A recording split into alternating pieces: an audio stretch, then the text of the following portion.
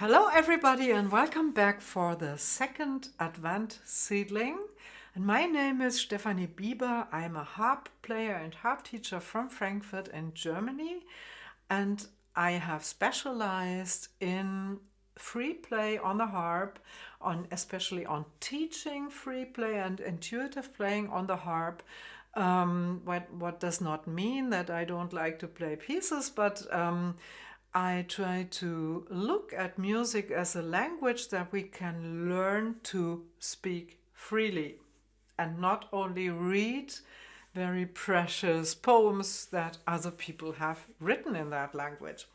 Okay, and we proceed in this learning and growing by using tiny experiments, as Anne Laurel LeCun mentions them in her book, which I highly recommend. Tiny musical experience, and I call them seedlings, are elemental frameworks that give you orientation when you start to experiment with the elements of music. And you can develop seedlings like that from any piece, and I have developed the seedlings in this Advent series from the piece Winter Sprouts, which can be found in my book Winterwood Nights, this little beautiful, it's not a little story, it's a big story about melancholy, about friendship, about companionship, about hope, and about courage as well, and integration, and about the transformation of death. Okay, but now let's start. In the number 1 seedling, you learned the idea, the framework of the fifth shape in your bass hand, and placing the right hand into the time gaps of the left hand, which could be called on the offbeats. But that's not important to know how you call it, it's just important to feel how it feels like. And we have done it in C major, and we will stay in C major now again. So E, A, and B levels are up. And now we will add something that also comes from the piece, because the first idea was a basic idea that I use in the introduction of the piece. And now I will show you another possibility to create a seedling, and that is a chord progression. And as you know, I have called the shape of a fifth a chord shape because I play the root note of a chord plus the fifth note of a chord. You don't have to understand that, just for people that know what I'm talking about.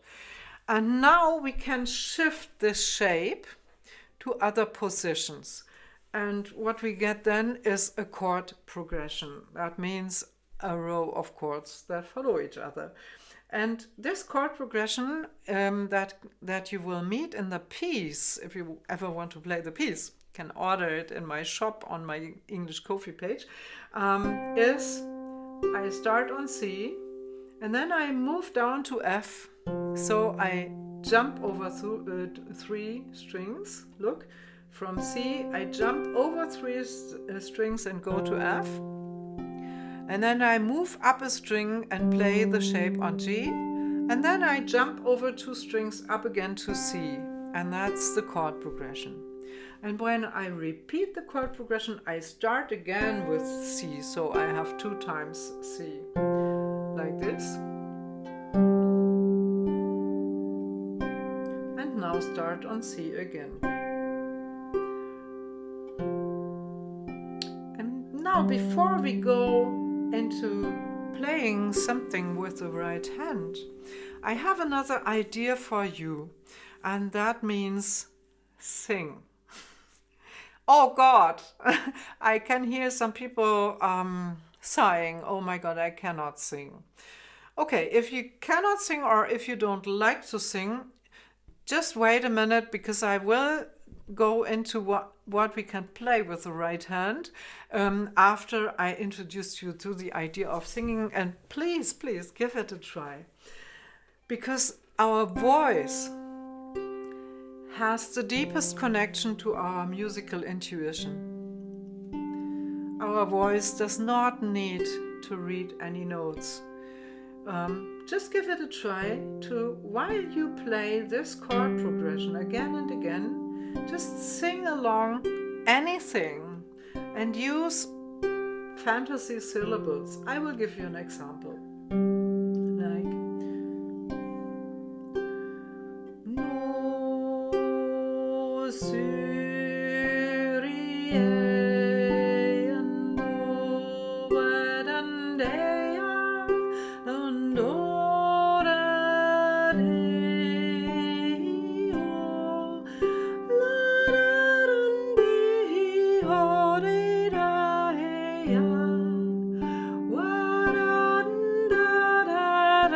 and so on and so on. Let your voice ring and give yourself time. So this might be a pact for you, that you say, okay, even if I think I cannot sing, I will sing for, let's say, 3 minutes or 5 minutes every day with this chord progression, and I will see what happens if I do it every day. And I mean, there are many possible outcomes. You can discover that you are able to do it and you feel happy that you have discovered the skill. Or you might find out, oh, this is difficult for me. I don't find anything that I like. This is also data. It's not good or bad. It's what it is. You struggle in finding something that you like. It's just an information.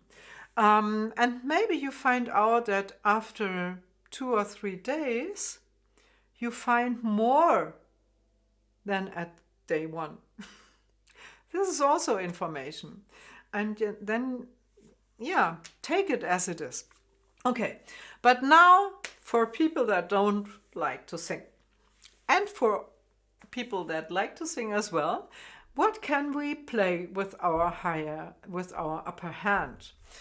And basically, I stick to the rhythmic idea of the first advanced seedling, that I let my right hand play into the gaps of my left hand. And start again with any note and move stepwise up and down. You can change direction whenever you want and just listen to what comes out.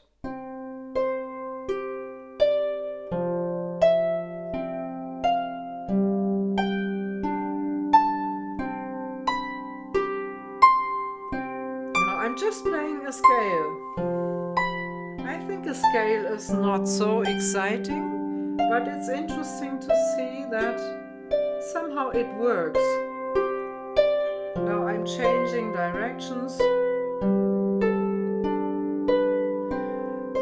And I don't think about when to change direction. I just follow my feeling. I react to what I hear.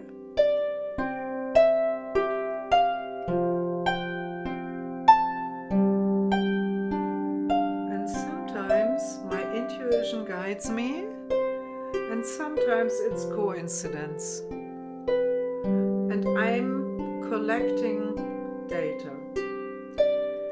I'm exploring the sounds of this. And sooner or later you will find out that if you move stepwise, it always tends to sound good, because a dissonance is always only one step away from a consonance. This is why moving stepwise is so satisfying, because even if you hit a dissonance first, when you move up a step or down a step, you probably will meet a consonance. So you always have this change of tension and release when you move stepwards. And as I said in the first seedling, you also could jump, but if you jump, give it a try to let steps into the opposite direction follow the jump. I will show you that, like this.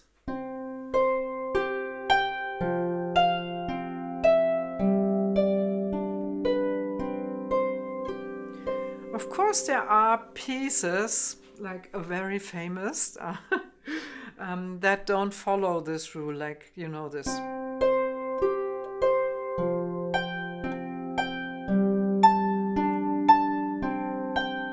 Of course, it's Twinkle, Twinkle, Little Star. The chord progression doesn't fit. But in this melody, after a jump comes a step into the same direction, but then it goes down again.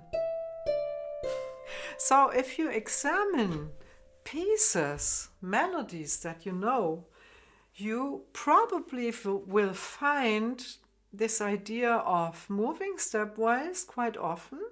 And if a melody jumps, very often it goes stepwise into the opposite direction after that.